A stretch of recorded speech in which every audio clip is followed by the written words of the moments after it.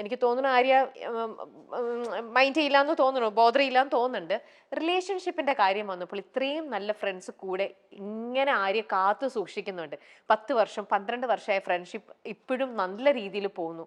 പക്ഷെ ആര്യയുടെ ലൈഫിലേക്ക് വന്നപ്പോൾ പാർട്ട്ണർ എന്നുള്ള ഭാഗത്തിൽ ആ ഒരു സൈഡിൽ വീക്കായി പോവുകയാണ്. പക്ഷെ ഇവരൊക്കെ പറഞ്ഞു കേട്ടിടത്തോളം ഇത്രയ്ക്കും നല്ല എല്ലാവരുടെയും കൂടെ എന്തൊരു സിറ്റുവേഷനിലും വളരെ രീതിയിൽ അഡ്ജസ്റ്റ് ചെയ്തു പോകുന്ന ആര്യയ്ക്ക് എന്തുകൊണ്ടായിരിക്കാം ആര്യയുടെ 2 റിലേഷൻ, ആദ്യത്തെ ഹസ്ബൻഡിൽ നിന്നും നിങ്ങൾ ഡിവേഴ്സായി, രണ്ടാമതൊന്നും വന്നു, അതും ഇപ്പോൾ ഇങ്ങനെ വന്നു, എന്തുകൊണ്ടായിരിക്കും എന്ന് ആര്യയ്ക്ക് തോന്നണത്? ആദ്യത്തെ റിലേഷൻഷിപ്പ് എന്റെ പ്രശ്നമായിരുന്നു. I was wrong from my side. അത് ഞാൻ ഇതിനു മുമ്പുള്ള ഒരു പ്ലാറ്റ്ഫോമിലും പറഞ്ഞിട്ടുള്ള കാര്യമാണ്. ഞാൻ അത് ഡീറ്റെയിൽ ആയിട്ട് പറയുന്നില്ല, പക്ഷെ ഇറ്റ് വാസ് തറലി മൈ മിസ്റ്റേക്ക്. അത് ഞാൻ അക്സെപ്റ്റ് ചെയ്യുന്നു. ആ റിലേഷൻഷിപ്പ് അങ്ങനെയാണ്, അത് വേണ്ടാന്ന് തോന്നിയത്. അത് പിന്നെ എൻ്റെ ഒരു അത് കഴിഞ്ഞ് കുറെ നാൾക്ക് ശേഷമാണ് ആയിരിക്കും എന്റെ മിസ്റ്റേക്ക് ആണ് എന്നുള്ളൊരു റിയലൈസേഷൻ അല്ല, അത് ആ സമയത്ത് എനിക്ക് ആ റിയലൈസേഷൻ ഉണ്ടായി. അങ്ങനെയാണെങ്കിൽ ഫൊഗീവ് ചെയ്യില്ലായിരുന്നോ? ചെയ്യാമായിരിക്കാം, പക്ഷേ നമുക്ക് എപ്പോഴും ഉള്ളിൽ ഇങ്ങനെ ഒരു പേടി കിടക്കും. വീണ്ടും വീണ്ടും നമ്മുടെ ലൈഫ് ഇനി മുന്നോട്ട് ഒന്നിച്ചു പോകുമ്പോ ഇത് വരുമോ വീണ്ടും അതിനുള്ളിൽ. Shouldn't bother us. പിന്നെ I thought he deserves A better life. അവിടെ ആര്യ തെറ്റ് ചെയ്തതിന്റെ ഒരു അതെ, എനിക്കൊരു ഗിൽറ്റ് വന്നതാണ് അവിടെ. അപ്പം I genuinely thought he should have a better life എന്നുള്ളത്. പിന്നെ he found his life partner also. ആളിപ്പം മാരിഡ് ആണ്, ഹാപ്പി ആയിട്ട് അവര് ഒന്നിച്ച് വർക്ക് ചെയ്യുന്ന ആൾക്കാരാണ്, ഹാപ്പി ആയിട്ട് പോകുന്നു. So that was meant to be. അങ്ങനെ വിശ്വസിക്കുന്ന ആളാണ് ഞാൻ. ശരിയാണ്, we have a beautiful girl child. അവൾക്ക് ഞങ്ങൾ രണ്ടുപേരും ഉണ്ട്. അവള് ഈ പറയുന്ന പോലെ വളരെ അണ്ടർസ്റ്റാൻഡിങ് ആയിട്ടുള്ള ഒരു കുട്ടിയാണ്. അച്ഛനും അമ്മയും ഞങ്ങൾ രണ്ടുപേരും ഒന്നിച്ച് തന്നെയാണ് അവളെ വളർത്തുന്നതും. അവളുടെ എല്ലാ കാര്യങ്ങളിലും ഞങ്ങളുടെ ഡിസിഷൻസ് എല്ലാം മ്യൂച്വൽ ആണ്. ആൻഡ് ഈക്വലി ആള് വരുമ്പോ I mean whenever he wants to be with her, she goes to him. അല്ലാത്തപ്പം ഞാൻ ടേക്ക് കെയർ ചെയ്യണു, അങ്ങനെ ഒരു ഡിഫറൻഷിയേറ്റ്, അങ്ങനെ ഒരു പ്രശ്നമേ അവിടെ വരുന്നില്ല. അതാണ് ഫസ്റ്റ് റിലേഷൻഷിപ്പിൽ സംഭവിച്ചത്.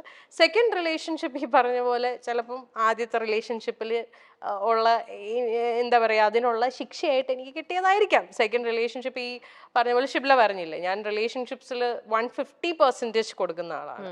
ഞാൻ ഭയങ്കര ഇൻവെസ്റ്റഡ് ആയിട്ടുള്ള ഒരു റിലേഷൻഷിപ്പ് ആയിരുന്നു എൻ്റെ സെക്കൻഡ് റിലേഷൻഷിപ്പ്. എനിക്ക് അയാളെ genuinely from the bottom of my heart എനിക്ക് ഭയങ്കര ഇഷ്ടമായിരുന്നു. I knew he was not the perfect person and all.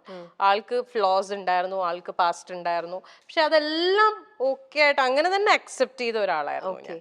But I never thought he would do this to me. പിന്നെ അതിന് ഞാൻ കുറ്റം പറയുന്നില്ല, മേ ബി ആൾക്ക് നമുക്ക് ഫസ്റ്റത്തെ ഒരു അടി പോലെ നമുക്ക് എക്സാക്ട്ലി അത് കിട്ടി, അങ്ങനെ ഞാൻ വിശ്വസിക്കുന്നു. അങ്ങനെ ആയിക്കോട്ടെ, നമ്മൾ അങ്ങനെ ഒന്ന് ചെയ്തുകൊണ്ട് നമുക്ക് മറ്റുള്ളവരെ ബ്ലെയിം ചെയ്യാനും പറ്റില്ല. ഞാൻ ബ്ലെയിം ചെയ്യുന്നില്ല. എനിക്ക് ആകപ്പാട് ആളുടെ അടുത്ത് ദേഷ്യം തോന്നിയ ഒരു കാര്യം എന്ന് പറഞ്ഞാൽ അക്സെപ്റ്റ് ചെയ്തില്ല.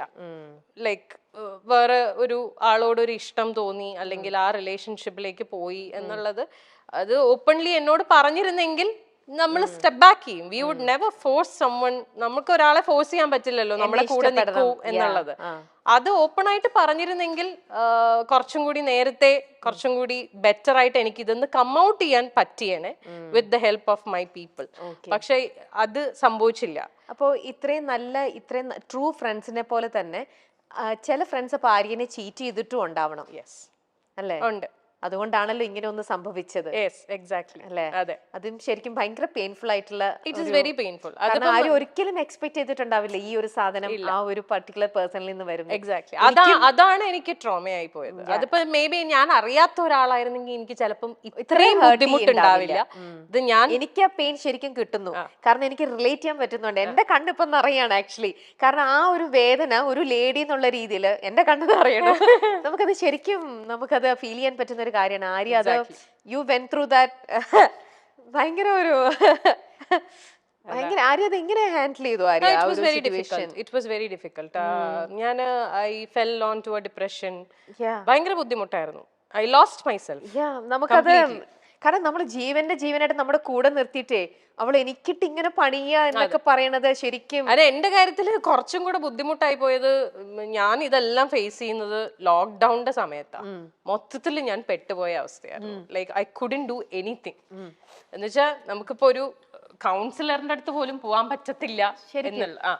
ഒരാളെ ഇപ്പം നമ്മൾ പറയും ഓക്കെ ഫ്രണ്ട്സിന്റെ അടുത്ത് പോയിരുന്ന് ചിലപ്പോൾ സംസാരിച്ചാ ഓക്കെ എങ്ങനെ പോവാനാ മുറിന്ന് പുറത്തിറങ്ങാൻ പറ്റില്ല because we are all lockdown.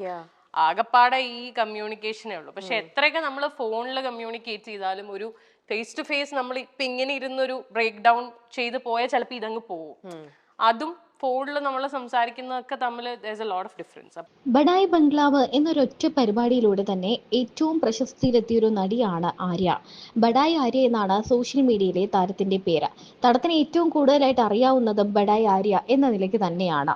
പലപ്പോഴും സോഷ്യൽ മീഡിയയിൽ വളരെ ആക്റ്റീവായ താരം റീലുകൾ പങ്കുവച്ചും വിശേഷങ്ങൾ പങ്കുവച്ചും ചോദ്യോത്തരങ്ങൾ പങ്കുവച്ചും ഒക്കെ എത്താറുണ്ട്. തനിക്കെതിരെ വരുന്ന എല്ലാ അലിഗേഷൻസിനും വിമർശനങ്ങൾക്കും വിവാദങ്ങൾക്കും എല്ലാം ആര്യ കൃത്യമായ മറുപടി നൽകാറുമുണ്ട്. ഒന്നിൽ നിന്നും ഒഴിഞ്ഞു നിൽക്കാനോ അല്ലെങ്കിൽ മാറി നിൽക്കാനോ ഉത്തരം നൽകാതെ മൗനമായിരിക്കാനോ ആര്യ തയ്യാറല്ല. ബിഗ് ബോസ് എന്ന ഷോയിൽ എത്തുന്നവരെയും ഭയങ്കര വലിയ നല്ല ഇമേജ് ആയിരുന്നു ആര്യയ്ക്ക്. എന്നാൽ ബിഗ് ബോസിലെ താരത്തിന്റെ പ്രകടനം ഏറെ വിമർശനങ്ങൾക്കിടയാക്കി. ആര്യ വെമ്പാല എന്ന പേരിൽ വരെ താരത്തെ വിളിക്കാൻ തുടങ്ങി. വലിയ രീതിയിലാണ് ആരാധകരെ നഷ്ടപ്പെട്ടത്. സാധാരണ ബിഗ് ബോസ് എന്നൊരു ഷോയിലൊക്കെ എത്തുമ്പോൾ ആര്യ അല്ലെങ്കിൽ സാധാരണ ഒരു താരത്തിന് നല്ലൊരു ഇമ്പാക്റ്റ് ഉണ്ടാകാറുണ്ട്, കൂടുതൽ അവസരങ്ങൾ ലഭിക്കാറുണ്ട്. എന്നാൽ ആര്യയെ സംബന്ധിച്ചിടത്തോളം ഒരു നെഗറ്റീവ് ഇമ്പാക്റ്റ് ആണ് ഈ പരിപാടിയിൽ പങ്കെടുത്തപ്പോൾ ഉണ്ടായത്. അതുമാത്രമല്ല താരം തന്റെ ജീവിതത്തിൽ സംഭവിച്ച കാര്യങ്ങളെ പറ്റി ബിഗ് ബോസിൽ പലപ്പോഴും തുറന്നു പറയുകയും ചെയ്തു. ബിഗ് ബോസിൽ വെച്ച് തനിക്കൊരു പ്രണയമുണ്ടെന്നും ആ ബിഗ് ബോസ് ഷോ കഴിഞ്ഞാൽ തങ്ങൾ ഒന്നാകുമെന്നും ഒക്കെ ആര്യ തുറന്നു പറഞ്ഞിരുന്നു. വർഷങ്ങളായുള്ള ബന്ധമായിരുന്നു അത്. എന്നാൽ ബിഗ് ബോസിൽ നിന്നും തിരിച്ചു മടങ്ങി ആര്യയെ കാത്തിരുന്നത് വലിയൊരു ദുരന്ത വാർത്തയായിരുന്നു. കാരണം താൻ ഏറെ പ്രണയിച്ച തന്റെ കാമുകനെ അല്ലെങ്കിൽ താൻ വിവാഹം കഴിക്കാൻ പോകുന്ന തന്റെ പ്രിയപ്പെട്ട ആളെ തന്റെ ഉറ്റ കൂട്ടുകാരി സ്വന്തമാക്കി കഴിഞ്ഞു എന്ന വാർത്തയാണ്. ആര്യ ഇത് കണ്ടെത്തുകയായിരുന്നു.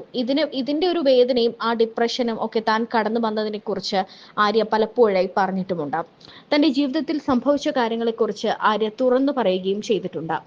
ആദ്യ വിവാഹം തകർന്നതിനെക്കുറിച്ചും പ്രണയ തകർച്ചയെക്കുറിച്ചും ഒക്കെയുള്ള ആര്യയുടെ വെളിപ്പെടുത്തലുകൾ വാർത്തയായിട്ടുണ്ട്. തന്റെ വിവാഹമോചനത്തെക്കുറിച്ചുള്ള തെറ്റിദ്ധാരണകളെക്കുറിച്ചും ആര്യ പറയുന്നുണ്ട്. തനിക്ക് മറ്റൊരു ബന്ധം ഉണ്ടായിരുന്നതിനാലാണ് വിവാഹം തകർന്നതെന്ന പ്രചാരണം തെറ്റാണ് എന്ന് ആര്യ പറയുന്നുണ്ട്. മാത്രമല്ല അരോയ ബൈ ആര്യ എന്ന് പറയുന്ന ഒരു സ്റ്റോളും ഒരു ഷോപ്പും പിന്നെ കാഞ്ചീപുരം എന്ന് പറയുന്ന ഒരു ഷോപ്പും ആര്യയ്ക്ക് സ്വന്തമായുണ്ട്. ഇവിടേക്ക് വന്ന ഒരു ഫോൺ കോളും അതിനെ ചൊല്ലി ഉണ്ടായ ആ മോശം രീതിയിൽ ഒരാൾ തന്നോട് സംസാരിച്ചതും ഒക്കെ ആര്യ തുറന്നു പറയുന്നുണ്ട്. ഇത് സോഷ്യൽ മീഡിയയിൽ വലിയ ചർച്ചയൊരു സംഭവമാണ്. അത് മാത്രമല്ല തന്റെ രണ്ടാമത്തെ ബ്രേക്കപ്പിനെ കുറിച്ചും തന്റെ ആദ്യ ഭർത്താവിനോട് താൻ ചെയ്തതിന്റെ കർമ്മഫലമാകാം തനിക്ക് കിട്ടിയതെന്നും ആര്യ ഒട്ടും ജാള്യതയില്ലാതെ തുറന്നു പറയുന്നുണ്ട്, തുറന്ന് സമ്മതിക്കുന്നുണ്ട്.